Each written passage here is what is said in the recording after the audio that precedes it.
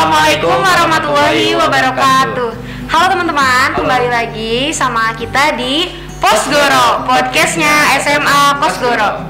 Nah teman-teman, sebelum kita mulai perbincangan kita, perkenalkan nama saya Ibu Fatia Sabil. Saya dari kelas 12 IPS 1. Di sini saya bersama teman saya. Halo, perkenalkan nama saya Andra Salmani Ramdan dari kelas 11 MIPA 4. Oke, di sini kita akan berbincang-bincang santai ya bersama salah satu narasumber kita yang hebat banget ya. Hebat banget. Ya.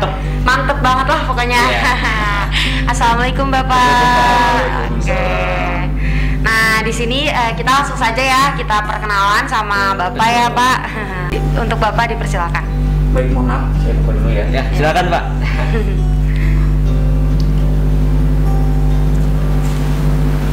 Baik, perkenalkan nama saya Abdullah.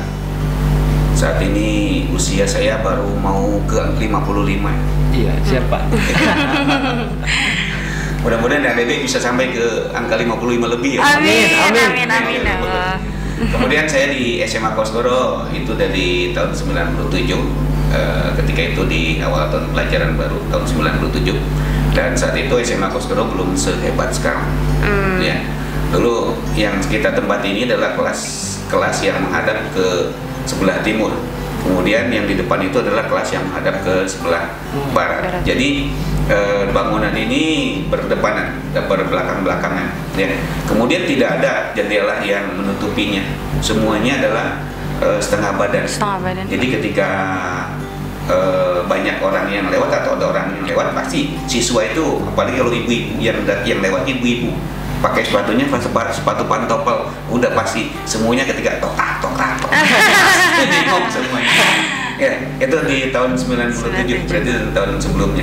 Kemudian saya setiap kali ada kegiatan yang diselenggarakan oleh SMA Kosgoro, terutama yang menyangkut ke pramukaan ya. Jadi saya selalu menggunakan seragam pramuka yang rapi. Ya. Memang saya punya baju seragam itu banyak ya. Ada satu seragam yang selalu saya pakai, itu idola teman, saya sekarang nggak tahu udah kemana. Mungkin udah kekecilan. Jadi tangan panjang, lengkap semuanya, atribut semuanya lengkap. Sehingga pada saat itu ketika Pak Ismartaya waktu itu ya sebagai pembina pramuka di SMA Kosgoro itu meminta langsung kepada saya untuk menjadi pembina pramuka di tahun berikutnya. Kenapa? Karena mungkin beliau berpikir saya nggak punya ilmu tentang kepramukaan waktu itu, padahal prinsipnya sama aja sebenarnya. Saya cuma pakai baju pramuka yang lengkap aja. Tapi di tahun 98 sesuai dengan perkataan beliau, jadi tahun 98 saya diminta untuk menjadi pembina pramuka di SMA Kosgoro. Kemudian di tahun 99 kita coba buat gebrakan untuk menyelenggarakan. Kita pramuka nggak gini-gini aja sih. Jadi harus ada gitu ya, harus ada gebrakan yang memang bisa diikuti. Sekaligus juga sebenarnya gebrakan itu adalah promosi SMA Kosgoro. Iya betul Pak. Dan alhamdulillah di tahun 99 kita ada kegiatan yang diikuti oleh sekitar 30 pangkalan. 30 pangkalan, bahkan lebih 35 itu. Tingkat SMA Pak? Tingkat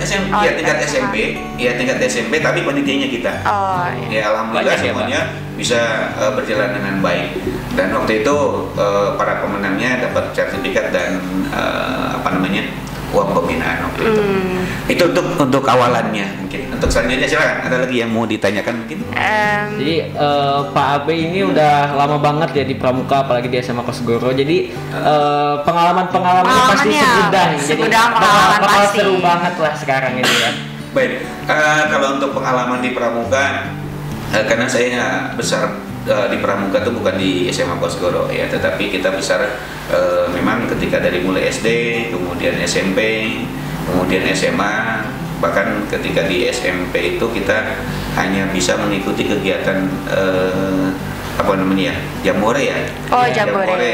Jambore ranting tapinya gitu ya.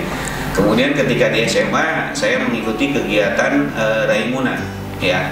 Raimuna itu adalah pertemuan penegak. Raimuna 4, kemudian Kanira 2. Kanira mungkin Kak Munaya tahu ya.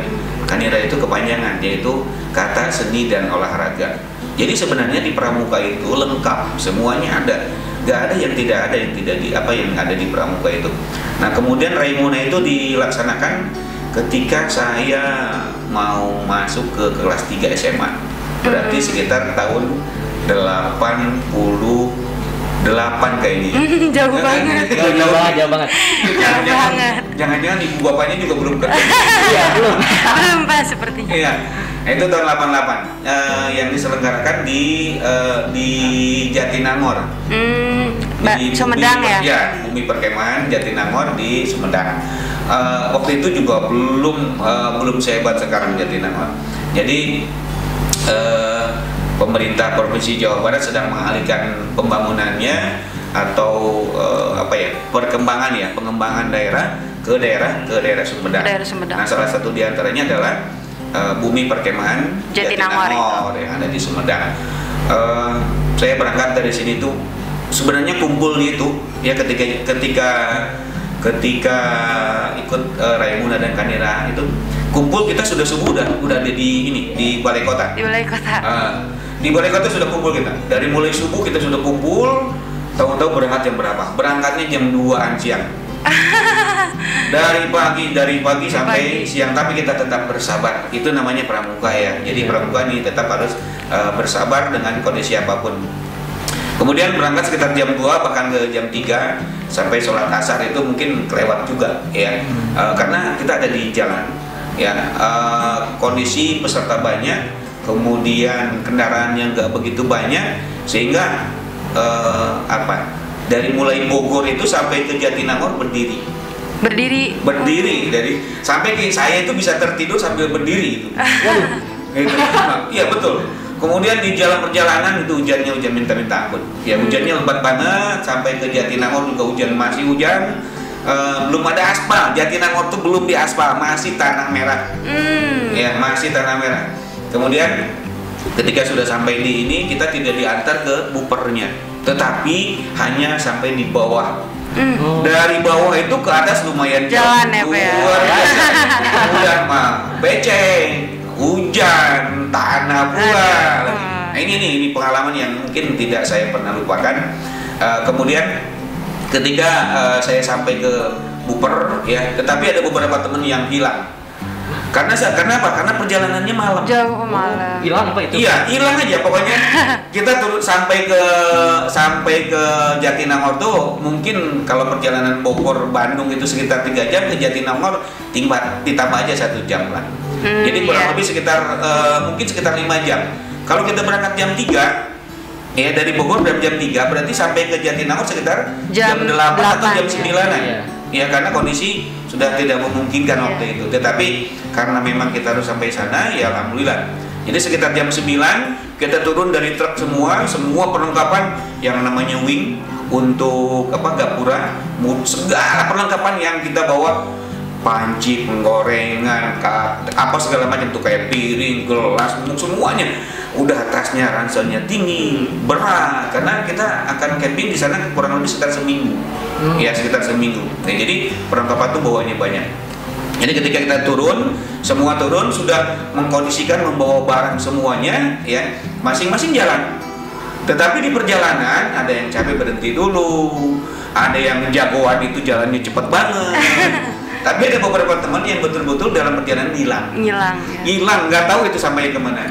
Ya, kita ada sekitar 8 orang, apa 10 orang itu sampai ke lokasi. Ada sekitar 2-3 orang itu hilang. Pak. Itu perwakilan dari kontingen Kota Bogor, Pak? Iya, kontingen dari Kota Bogor. Tapi karena memang kita kebetulan saya dari SMA 3 ya.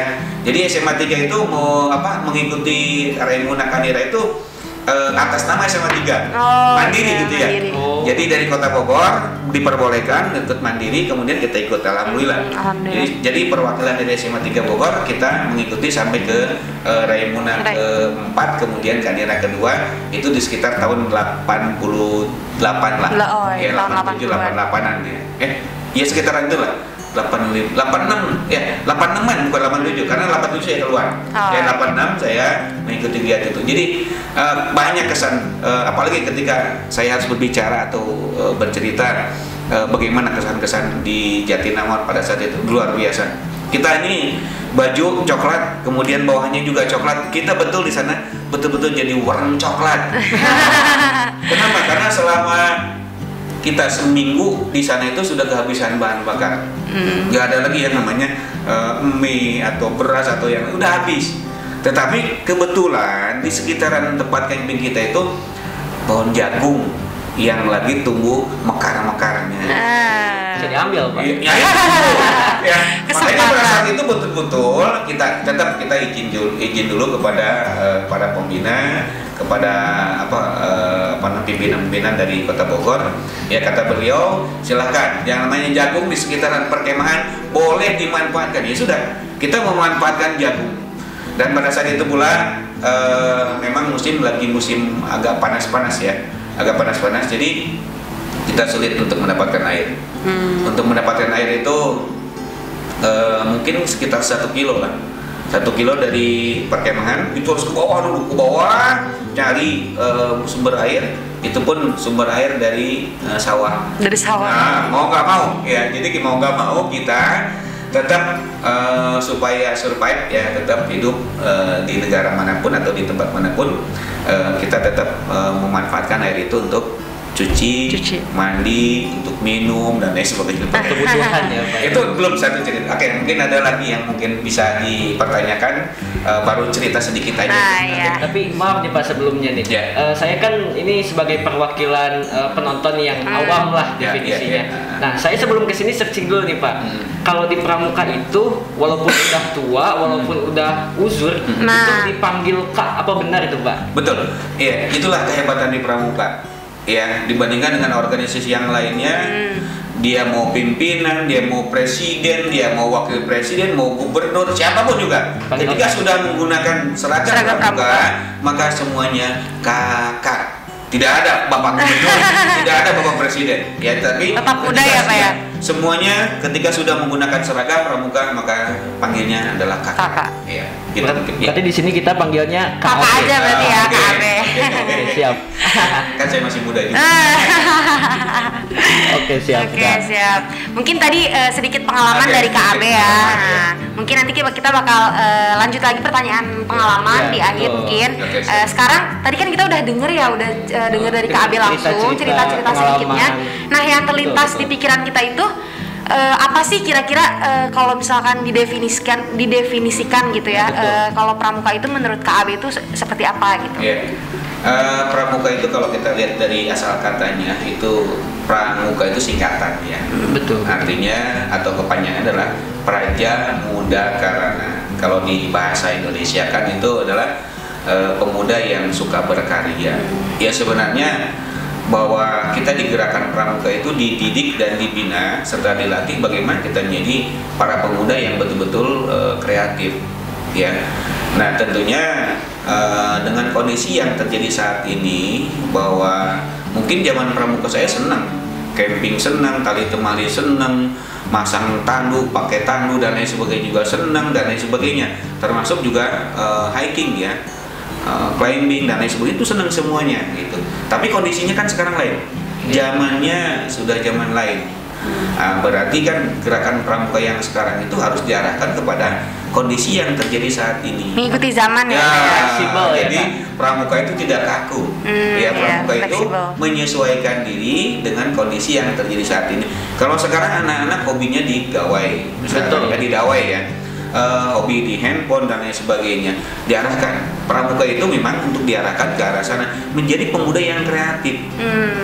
Tidak mustahil dan tidak salah ketika seorang anggota pramuka, karena kita juga diajarkan itu ada yang namanya jota, jambore on the air. Oh, jota joti itu ya Pak. Jota joti. Jadi itu adalah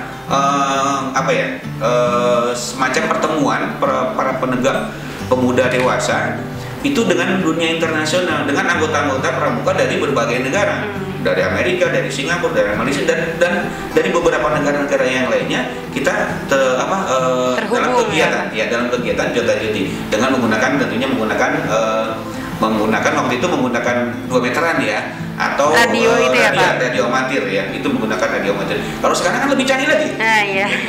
Iya. Ada Zoom. Ada Zoom. Betul. Dengan Amerika kita udah tinggal bisa nongol doang. Iya. Benar, Pak. Iya, jota-joti dan lain sebagainya tidak harus dengan menggunakan radio amatir lagi, tapi kita sudah bisa menggunakan dengan teknologi yang super canggih sekarang ini, entah dengan Zoom atau dengan Google Meet ataupun dengan yang lainnya, kita sudah bisa. Jadi untuk gerakan pramuka saat ini harus diarahkan ke arah sana sebenarnya, ya. Tetapi kembali lagi, bagaimana kita mengemas kegiatan kepramukaan yang memang harus diarahkan bagaimana pemuda ini betul-betul kreatif.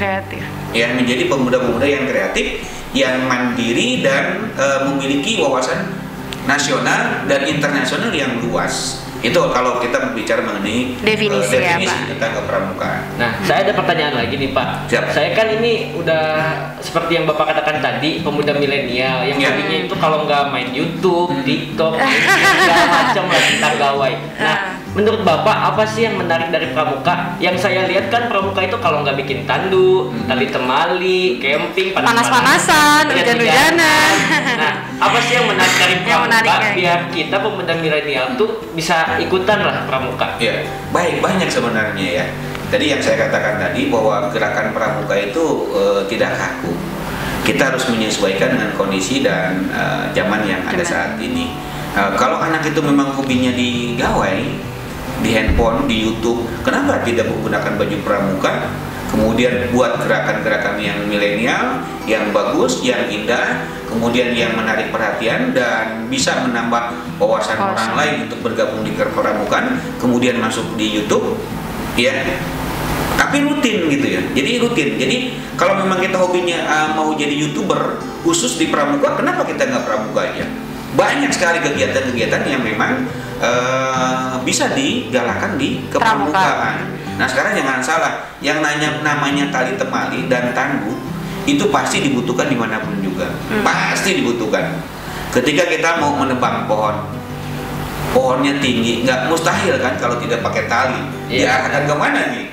Ya supaya pohon itu tumbangnya itu betul-betul tepat. Kemudian lagi, ketika kita harus menggotong seorang pasien ataupun korban, kita harus tidak ada tandu yang permanen. Ya paling kita cari bambu. Betul. Bagaimana kita harus menyelamatkan orang-orang ini? Selain kita menggunakan tandu yang permanen, kita juga menggunakan tandu yang dibuat oleh sendiri. Bagaimana cara membuatnya? Itu disitulah diajarkan di gerakan pramuka. Nah, sekarang dengan kondisi yang terjadi saat ini, tidak mustahil anak-anak pramuka itu bisa lebih hebat dan lebih canggih. Betul, Pak. Iya, dari kegiatan dari kegiatan. Kalau zaman saya mungkin ketinggalan. Iya, saya ketinggalan, terus terang aja. Kalau saya ketinggalan kalau di sisi kegiatan kepramukaan dengan teknologi yang ada saat ini. Dan tidak mustahil anak-anak sekarang bisa lebih hebat daripada saya dan daripada kakak-kakaknya yang sudah lalu ya. Sudah lalu. Sekarang zamannya nih. Jadi tidak mustahil kegiatan kepramukaan itu dikompilasikan dengan teknologi. Ya, jadi tidak ada hal yang mustahil. Ketika semuanya mau, jadilah pramuka yang betul-betul kreatif tadi. Praja muda karena pemuda yang betul-betul kreatif. Ya, benar, Pak. Jadi pramuka itu bisa fleksibel. Mana saja di apa aja. Betul. Makanya kan lambangnya kan apa? Lambang pramuka itu. Tunas kelapa. Tunas kelapa. Apa artinya tunas kelapa? Bisa di mana aja, Pak. Pohon kelapa itu bisa tumbuh di hutan, bisa tumbuh di padang, bisa tumbuh di semak belukar, bisa tumbuh di pantai, bisa tumbuh di tempat-tempat dimanapun. Ya, jadi itu makanya di lambang gerakan pramuka adalah tunas kelapa. Kemudian kemanfaatan tunas kelapa, buah kelapa, apa yang tidak terpakai? Semua bagiannya apa ya? Semua bagian terpakai. Kulitnya bisa dijadikan kayu bakar. Sabutnya bisa dijadikan, disitulah pramuka pentingnya. Ketika sabut itu sudah dianyam, itu bisa dikesetan. Benar, Pak. Ya kan?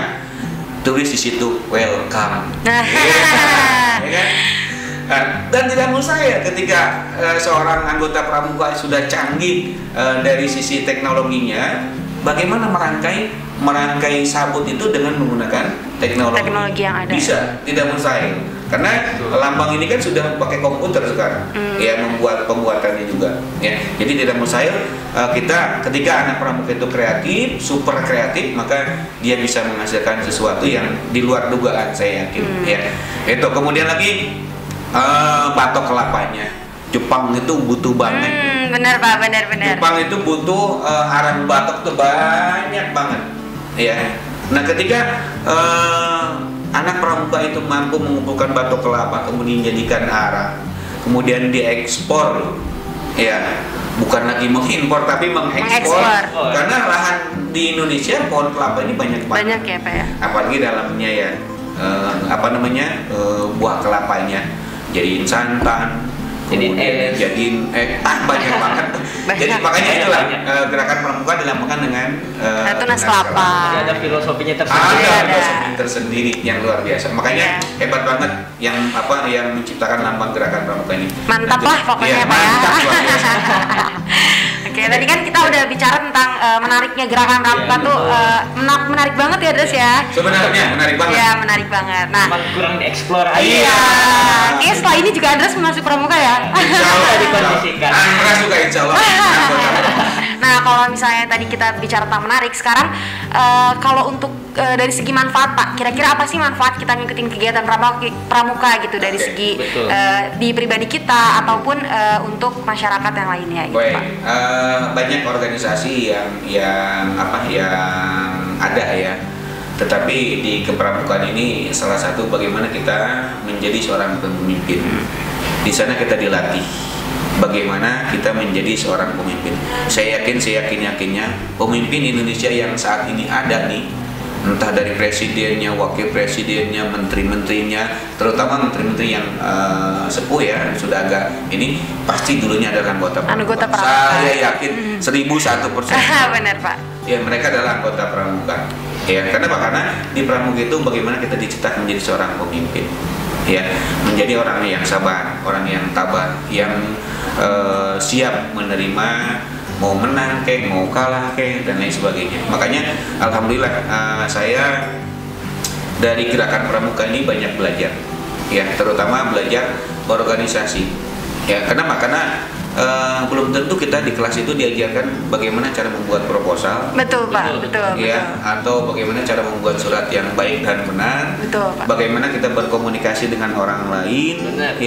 Belum tentu kita diajarkan karena konsep di kelas itu biasanya teoritis. Tapi di pramuka adalah praktis.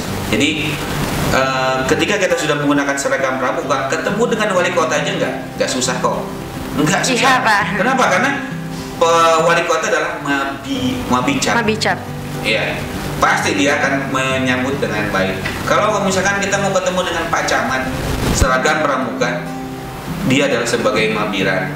Ya, jadi nggak susah kalau kita ikut gabung di gerakan pramuka. Jadi manfaatnya sangat. Kalau diceritakan satu persatu udah terlambat banyak. Ya, saking banyaknya ya Pak ya. Cuman tetapi banyak anak-anak yang tidak tahu. Iya Pak, benar. Iya, banyak anak-anak nggak tahu SD, nggak tahu SMP, nggak tahu SMA, terutama SMA dan SMK ya. Banyak dari mereka yang tidak tahu manfaat mengikuti gerakan kepramukaan. Gitu.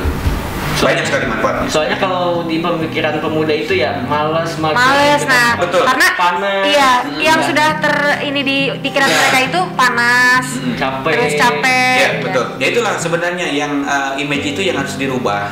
Betul. Ya, sebenarnya untuk konsep saat ini yang namanya gerakan pramuka tidak harus selalu panas-panasan.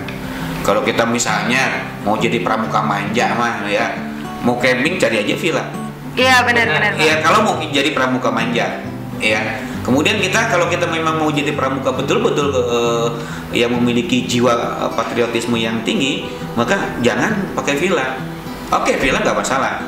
Mungkin di depan villanya kita bisa mendirikan tenda. Ya, ketika hujan deras dan lain sebagainya, kita juga bisa berteduh. Ya, jadi banyak sekali sebenarnya. Ketika kita memang berpikirnya salah, maka ya terus akan salah. Paling mereka berpikir pramuka paling kayak camping. Ya, camping ini mau. Tapi kalau sudah kegiatan, nggak mau.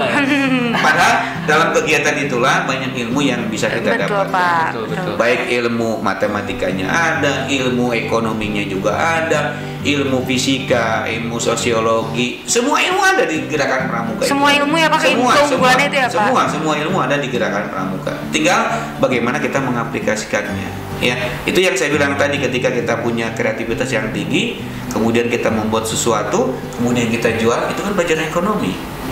Betul. Buatnya sekian dengan modal sekian, kemudian kalau saya jual sekian, maka hasilnya sekian. Itu kan matematika. Iya, betul Pak. Ya. Betul. Nah, sekarang bagaimana supaya laris? Ilmu sosiologi yang dipakai. Iya, benar. Bagaimana kita melakukan pendekatan kepada orang supaya tertarik dengan barang yang kita buat. Betul. Jadi banyak sekali ya. Oke, banyak sekali manfaatnya ketika kita bergabung di Gerakan Pramuka. Nah, untuk Pramuka sendiri ya Pak, kan kita apalagi sekarang anak SMA ini banyak yang mau melanjutkan ke perguruan tinggi negeri gitu ya Pak. Nah, dari kita mengikuti kegiatan Pramuka ini, ada nggak sih Pak jalur tersendiri untuk masuk ke perguruan tinggi negeri gitu Anak Pak? Pramuka ini punya masa depan. Nah, iya. Sebenarnya masuk ke Gerakan Pramuka tidak ada ruginya. Sangat tidak ada ruginya saya katakan ya. Kenapa? Karena banyak anak SD yang masuk ke SMP itu Bapak menggunakan jalur Pramuka. Prestasi Ya, prestasi di Pramuka. Entah di LT, terutama di LT ya. Kemudian mungkin ada juga yang ikut di Jambore. Oh Ya, iya Pak. terutama Jambore nasional. Itu kan mereka yang penting ada sertifikatnya, dia masuk ke SMA dan SMP negeri mana itu bisa. Termasuk juga anak SMP. Ketika dia mau masuk ke SMA, mau masuk ke SMK, yang penting ada sertifikat di kepramukaan, baik LT ataupun Jambore juga, itu bisa disertakan untuk jalur prestasi ke pramuka. Karena memang pemerintah sekarang betul-betul memperhatikan, ya, terutama di Gerakan Kepramukaan itu semua jalur yang memang bisa dimanfaatkan untuk masuk ke negeri.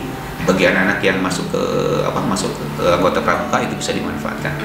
Kemudian dari SMA ke perguruan tinggi ada nggak? Pasti ada. Saya yakin 1001% ya, ada yakin. Kenapa? Karena di perguruan tinggi pun ada yang namanya Racana. Racana itu adalah satu perkumpulan. Kalau di SMA itu kan ada dewan ambalan. Ya, ada dewan ambalan. Maka di perguruan tinggi ada yang namanya Racana. Ya. Nah, Racana pun sama. Strukturnya itu mereka-mereka yang memang hobi dan sudah melekat jiwa kepramukaannya di kepramukaan. Saya pernah ikut juga di Racana di perguruan tinggi waktu itu di Lampung. Ya, saya ikut Racana kegiatan kepramukaan, dan kegiatan kepramukaan saya sekali lagi saya katakan tidak ada ruginya. Ya, bahkan mungkin teman saya waktu itu tidak masuk ke jalur ke perguruan tinggi, tidak menggunakan jalur kepramukaan, tapi saya menggunakan jalur SIPENMARU gitu ya, sistem penerimaan mahasiswa baru waktu itu. Kalau sekarang kan SNMPTN, ya. Ada SBMPTN, ada yang mandiri dan lain sebagainya. Kalau dulu ada jalur PMDK, penelusuran minat dan kemampuan. Saya daftar juga waktu itu, tapi nggak masuk.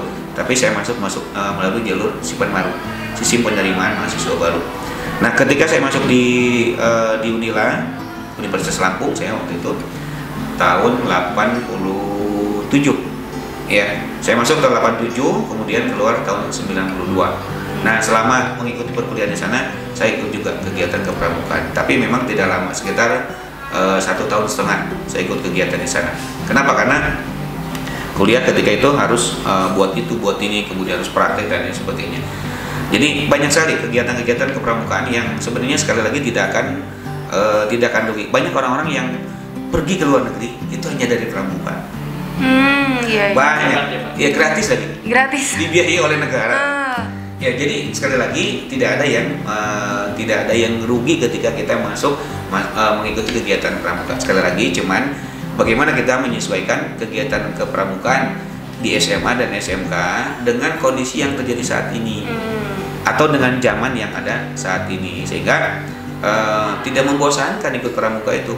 Bukan hanya pramuka campingan doang gitu ya, atau pramuka tanduan, atau pramuka tali temali, atau pramuka manusia, tetapi betul-betul bagaimana kita mengolah nilai-nilai kepramukaan itu masuk ke dalam dunia teknologi. Ya, sebenarnya dari dulu sudah ada, cuman saya nggak tahu nih siapa yang mau menggerakkan kepramukaan di Indonesia ini mungkin kalau seragam kan sudah ada lah. Orang kadang-kadang jengah menggunakan seragam kepramukaan ini. Ini tidak bisa hilang memang. Tetapi ketika kegiatan latihan, kegiatan kunjungan ke sana sini dan lain sebagainya, mungkin tidak harus menggunakan seragam pramuka. Seragam pramuka itu bisa digunakan ketika ada rapat-rapat khusus atau pertemuan-pertemuan khusus. Ya, sehingga seragam pramuka ini menjadi seragam yang luar biasa. Jadi siapa yang diundang ke pertemuan para petinggi, berarti dia betul-betul menjiwai kepramukaan yang tinggi juga. Nah, ketika masuk ke dunia latihan itu tidak harus menggunakan seragam kepramukaan. Jadi bebas lah gitu ya. Jadi gimana kita menciptakan pramukaan ini yang santai, kemudian menarik, yang fun, serius, yang fun, betul-betul fun, yang menyenangkan buat semuanya. Kalau dia memang hobinya di game, ada sekarang game apa tuh? Bisa, kenapa enggak gitu loh? Kenapa anggota pramuka tidak gerakan pramuka tidak melombakan para gamers itu? Ya, walaupun dia tidak menggunakan seragam pramuka, tetapi kan tetap pramuka itu bukan hanya baju, bukan hanya seragam ya, setangan leher ini, ya, bukan hanya coklat bawahnya, ya, tetapi bagaimana jiwanya. Ada satu lagu ini tentang pramuka. Coklat muda atasannya, coklat tua bawahannya, merah putih setangan leher, itu pramuka namanya. Ya, itu yang lagu yang sebenarnya populer di pramuka. Dari zaman dulu ya, Dari zaman dulu sampai sekarang. Cuman nggak ada orang yang tahu. Ya, orang banyak mungkin sudah banyak yang lupa dengan lagu-lagu tersebut.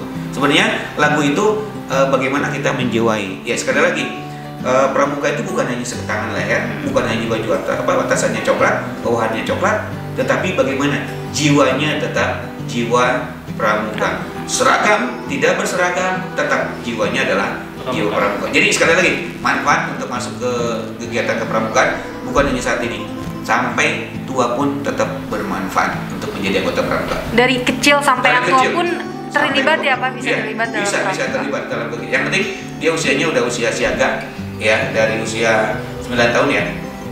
9 tahun kemudian masuk ke penggalang, kemudian masuk ke penegak, ke pendega, masuk ke pembina Garuda ya, kemudian masuk ke pembina, baru pramuka dewasa. Ya, dari mulai dewan kerja ambalan ya. Jadi dewan ambalan, dewan kerja sekolah, ya, dewan ambalan, kemudian masuk ke dewan kerja ranting, masuk ke dewan kerja cabang, masuk ke dewan kerja daerah DKD, kemudian masuk ke DKN, ya, dewan kerja nasional.